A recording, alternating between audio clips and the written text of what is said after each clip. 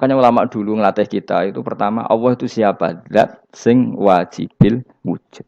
Itu satu filosofi yang luar biasa. Nah, kemudian setelah itu ada setan-setan kecil yang nganggur, yang iseng. Nah itu nggak usah kamu perhatikan. Tinggal delok TV, ngopi, terus tinggal nyate kelata. Enggak saya tamak, pingsan dewe. Syukur-syukur stres dewe. Dugaan saya setan saya gue pingsan, kurang gizi. Karena memang setelah itu setan goda gini. Lalu sebelum Allah jangan-jangan ada wujud yang lain. Lalu Allah sendiri awal mulanya gimana? Kata Nabi, jika ada pertanyaan seperti itu kamu harus berhenti. Tinggal delok TV atau tinggal penting aja delok dangdutan. Ya kalau kepeksa ora apa-apa, kelasem ae. Saya tidak menghalalkan tapi kan sudah kamu lakukan. Karena itu lebih baik ketimbang pertanyaan filsafat. Banyak orang yang dulu sholat ketika sekolah filsafat tidak sholat. Alasannya sampai menemukan jati diri itu Tuhan. Dan itu bahaya sekali karena Nabi berkali-kali bilang kamu jangan mikir tentang Allah pasti rusak. Orang kok mungkin rusak dari Nabi pasti rusak. Nah cara menghentikan gimana? Karena setan ini makhluk, akal-akalannya gampang. Tadi tak warai, saya sebagai ulama atau sebagai manusia atau sebagai orang awam atau sebagai siapa saja, kadang ada pertanyaan seperti itu. Tak tinggal anggeling dharma, kan pusing setan. Ini kan ngenteni. Weh, ngenteni bar lo anggeling dharma. Bariku aku lesu mangan mie. Bar mangan mie waret turu. Kan dia ngenteni terus mau bikin was-was lagi. Ternyata saya sibuk kan enggak bisa masuk deh. Bangun tidur aku selali pertanyaan tadi. Dinteni. Nah, dia masuk lagi aku sibuk ngajak anak jalan-jalan. Jadi saya kalau jalan-jalan di pasar itu wis enteni tan santai wae. Itu memang resep dari Rasulullah. Jangan sampai orang terjebak filsafat yang sampai menanyakan eksistensi Tuhan. Dan dia tidak mau iman, tidak mau sholat, tidak mau puasa sampai menemukan Tuhan itu siapa. Itu jelas minas syaitonir rajim, itu perilaku setan. Makanya Rasulullah setiap ditanya sahabat gitu itu Nabi guyu-guyu. Dan guyunya Nabi itu kata Nabi, baguslah kalau kamu takut Tuhan kalah kata Nabi. Nabi gojok gitu. Maka ada ulama yang punya seni berargumentasi yaitu Imam Ghazali.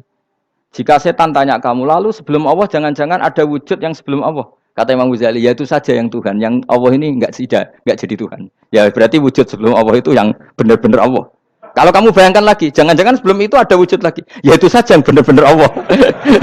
Sehingga tetap Allah itu menang terus. Paham ya? Yang jelas jangan sampai didahului Adam. Karena kalau didahului Adam lebih ngeri lagi. Karena sesuatu yang enggak ada menciptakan yang ada. Itu lebih buruk lagi menurut akal. Menurut apa akal? Nah, daripada kamu nggak salim Imam Ghazali, tinggal saja ndelok. Tadi ndelok sinetron. Ndelok yang lucu-lucu aja. Ndelok sing lucu-lucu. Ndelok apa? Mencari Tuhan. Pokoknya sing aneh-aneh, sing goblok-goblok, sing lucu-lucu, sing perane wong apa? Lha saya sering diprotes saya. Gus Salim jenengan kok sering ndelok sinetron sing ana dialog wong goblok-goblok. Wong goblok ku menarik cara kula. Apa ya? Cara pandang itu di luar dugaan saya karena kula berkali-kali lho kalah wong goblok. Jadi makanya ini tak cerita nih beberapa kali yang jari Gus Wak cerdas berkali-kali kalah sampai goblok. Ada seorang santri itu ingin dibelikan bapaknya itu sepeda motor. Bapaknya wong desa, senengane ngrumat sapi wedhus.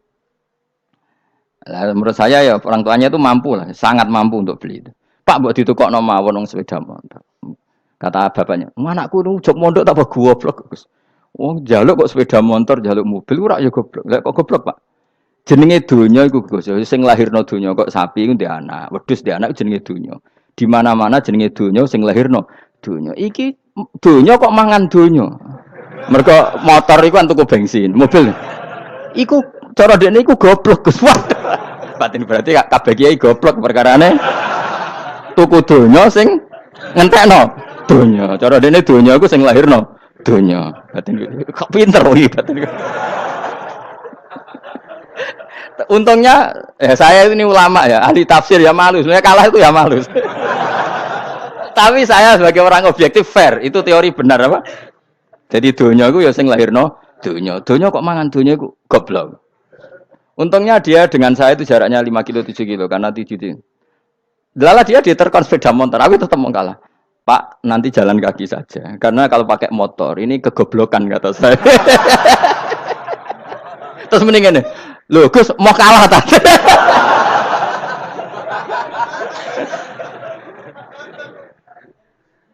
Wah kacau. Singkat cerita dia bersikeras nggak mau beliin sepeda motor anaknya karena di mana-mana dunia gue sing lahir no dunia nggak boleh dunia kok mangan Ini satu kegoblokan yang agak ilmiah tadi.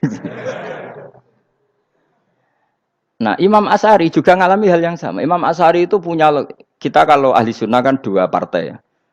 Ya, dalam ahli sunnah itu hanya ada dua partai juga. Kalau nggak Asy'ari ya Maturidi. Ya, dan sama-sama alim. Ya kalau terpaut ya paling 5%, 7%. Ya. Kealimannya Asy'ari dan Maturidi. Imam Asy'ari itu bikin logika yang jelimet. Seperti saya sekarang ini. Logikanya jelimet. Tapi permanen. Jadi yang saya ajarkan tadi itu logika yang jelimet tapi apa? Permanen. Karena tadi alam raya ini kadung wujud. Kalau kadung wujud pasti pewujudnya yang menciptakan wujud pasti adalah kewujudan. Karena al-adam la yu'athiru syai'an. Di mana-mana kenihilan tidak yu'athiru syai'an. Ya sepakat ya, gampang kan? Tentu wujud ini prima disebut wajibil wujud. Lalu Imam Asy'ari itu bersikeras. Kalau imanul muqallid itu tidak diterima. Terus banyak yang keberatan ulama, tapi Nabi nyatanya yaktafi bi imanil a'rab al khalina anin nadzur. Nabi nyatanya mencukupkan imannya orang-orang Bedui yang mereka itu kayaknya tidak bisa mikir. Ya, Nabi yaktafi bi imanil a'rab itu wong desa al khalina anin nadzur yang mereka itu tidak bisa apa? Berpikir. Singkat cerita Imam Asy'ari survei. Coba ayo kita tanya orang-orang kampung. Ternyata kegoblokan orang kampung itu ya ilmiah, masyhur itu. Imam Asy'ari saja harus belajar dari wong awam, wong goblok-goblok. Kita kok ingin ya Badawi bima arafta rabbak. Kowe kok iman be Allah iku bima arafta rabbak. Lalu kamu tahu Tuhan kamu atas nama apa? Dengan logika apa? Jawabnya enak ya. Al-ba'ratu tadullu 'alal ba'ir wa atharul aqdam yadullu 'alal masir. Angger ana tletong ya ana ontane. Angger ana bekas delamaane wong ya ana sing bar liwat. Jadi misalnya ada bekas teracak anjing, berarti anjing habis liwat. Ada bekas apa ular ya berarti ular harus liwat. Ada bekas teracak manusia ya berarti manusia habis liwat. La wa hadzal alam atharun min athari qudratillah. Alam iki bekas, mesti ana sing gawe. Jadi Mas Ari pinter juga, mesti logikane gak jelimet tapi agar ana tletong ana sapine. Ana tracake wong berarti ana sing bar liwat. Dene ngomong gampang wa atharul aqdam ya dulu alal masir. Nah, terus Imam Asy'ari habis itu ngendikan, ya sudahlah dengan logika apa saja. Meskipun karena zori hadal Arabi bagaimana cara berpikir Bedui ini, sementing ada nazar. Apa ada nazar. Ya nazar apa saja. Misalnya orang ahli matematika mungkin bilang angka dimulai dari 1. 0 itu akal-akalane Khawarizm. Mergo ini kebingungan nulis 10. Tapi tetap angka itu dimulai dari 1. Kalau misalnya 1 untuk mecah kesulitan ya harus dimulai 0,1. Tidak bisa 0 tok. Jadi 0 dulu itu untuk mematahkan kalau jumlah itu tidak sampai 1. Tapi faktanya jumlah itu kan pasti 1 karena dimulai dari wajibil wujud. Khawarizm itu ya pintar matematika. Saya juga punya ilmu hisabnya Khawarizm. Itu kan dia karena kebingungan angka pecah. Misalnya 1 tidak sampai 2. Mau tidak mau harus ditulis 1,5 misalnya. Paham ya? Lalu kalau sebelum 1 tetap dia harus 0,5. Lalu hakikat 0,5 itu kan bagian dari wujud apa bagian dari Adam? Tetap bagian dari wujud. Jadi 0,5 itu kan khayal kuliah. Tak warai ya. Mungkin saya ada ahli matematika ala wong kampus, tapi saya tahu Kang, ala Islam itu lebih gampang. Misalnya gini. Sesuatu itu kadung kamu putuskan itu satuannya 1. Tentu ketika separuh kamu katakan baru separuh. Tapi sebetulnya ketika satuan itu kamu katakan 10, yang separuh itu sudah 5. Itu kan terserah sing bagi, napa? Terserah sing bagi. Ya iya dong, misalnya 1 juta, 5. 5-nya artinya apa coba? 500.000 kan. Sekarang kalau 100.000, 5-nya jadi berapa? 50. Kalau 1,5 jadi. Nah, itu kan terserah satuannya apa? Tapi tetap dari 0,5 itu tetap menunjuk sesuatu yang wujud, yaitu 5-nya sebetulnya apa? 5 yang separuh tadi. Paham sih kalau maksud? Tetap nggak bisa sesuatu dimulai dari apa? 0. Nah, makanya kata Abdul Hamid Khan kalau dalam mendidik tauhid, itu gampang saja tadi. Alam raya ini kadung maujud, kalau kadung maujud pasti disebabkan oleh sesuatu yang wujud. Karena wujud pencipta harus berstatus prima. Lah prima ini atau premium ini kita sifati wajibil wujud. Atau kamu katakan apalah kausa prima atau musabibul asbab. Nah kelirunya kita dalam berislam itu, kritiknya para ulama, kita ini nyebut Allah dulu baru menceritakan status Allah. Kalau zaman Nabi itu dibalik. Status wajibil wujud itu kita terangkan dulu, baru yang oleh Islam itu namanya Allah.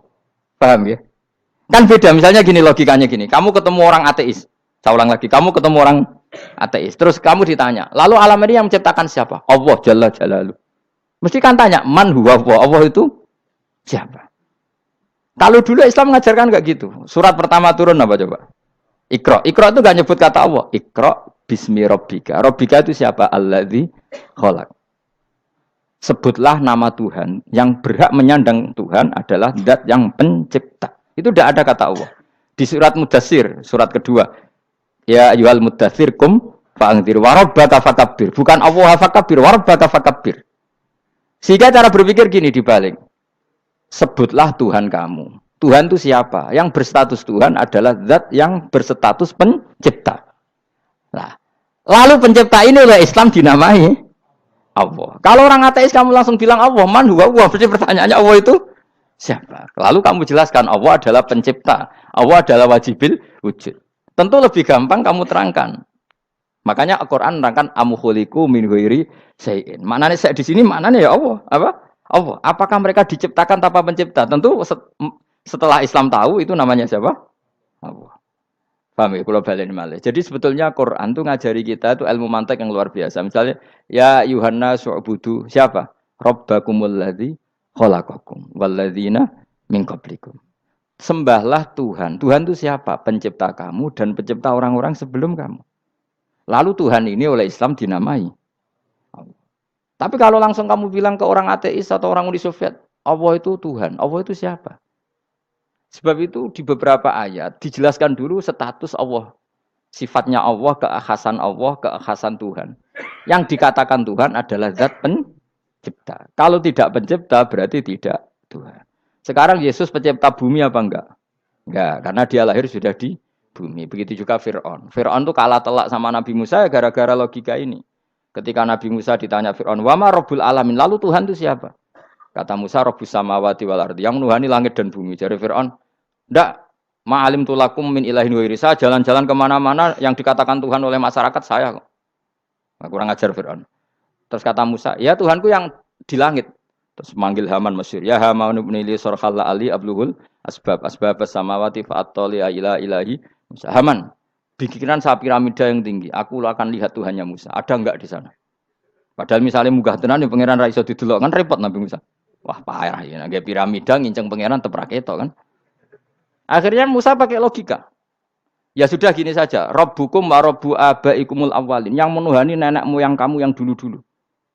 Itu langsung fabuhita Fir'aun. Fir'aun tuh kaget sekaget-kagetnya. Dan para penggawa Fir'aun sadar. Wah kalau Fir'aun yang Tuhan, babanya tanpa Tuhan. Kan Tuhannya balita kan gitu kira-kira. Tuhannya balita. Tuhannya barulah. Itu kan jadi logika yang mematikan. Kalau Fir'aun Tuhan berarti babanya dulu yang wujud itu tanpa Tuhan. Karena Tuhannya baru lahir. Ini ada Tuhan kok datang terlambat ini kan. Akhirnya para punggawanya Fir'aun iman. Macam gendeng ya, Fir'aun itu gendeng. Itu pentingnya logika. Rabbukum wa Rabbu abaikumul awwalin.